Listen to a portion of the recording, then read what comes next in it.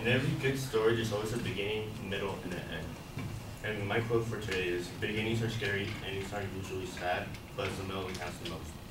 In every good, let's just say, movie, book, or anything else like that, the beginnings are usually scary because we meet our protagonist who, let's just say, something bad happens to them, to that person, and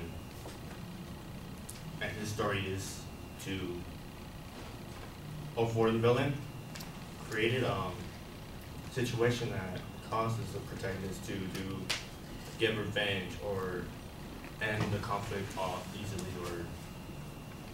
or in a good happy ending. But there's always a middle.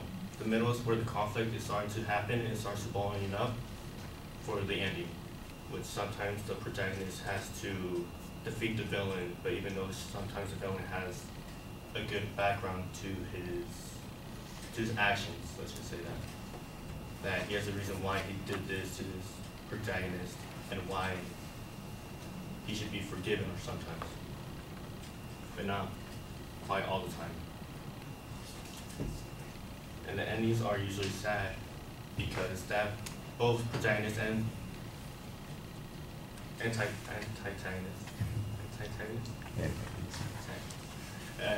they both go head in head on conflict.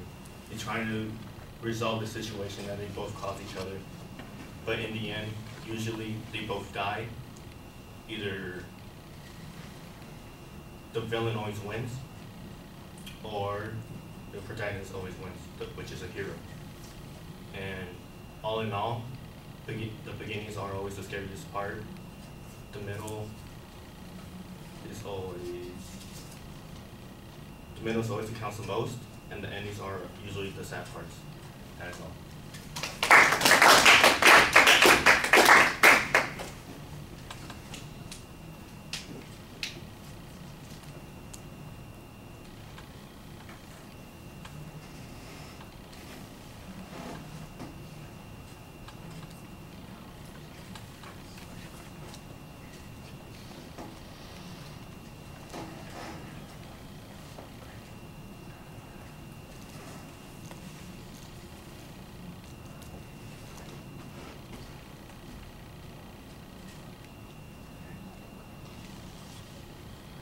All right, well, I like the setup, but you don't really tell us that you agree with the quote. It sounds like that's ultimately what you're going to be saying.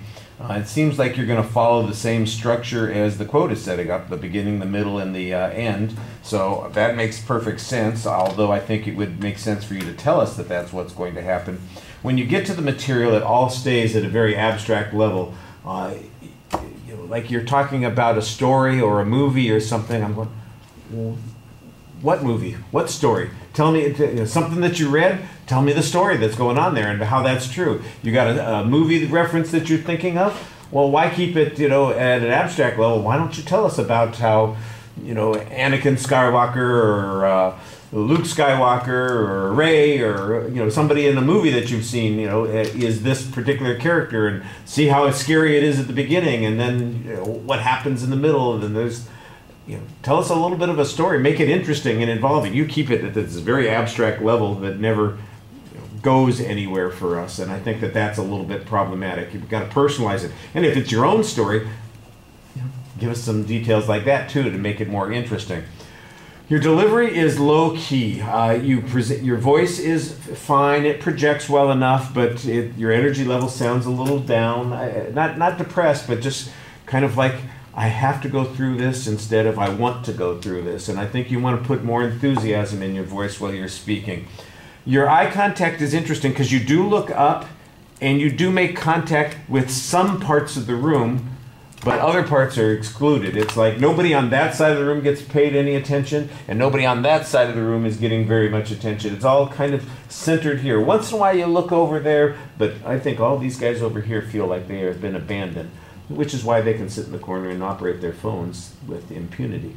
All right. We'll stop there.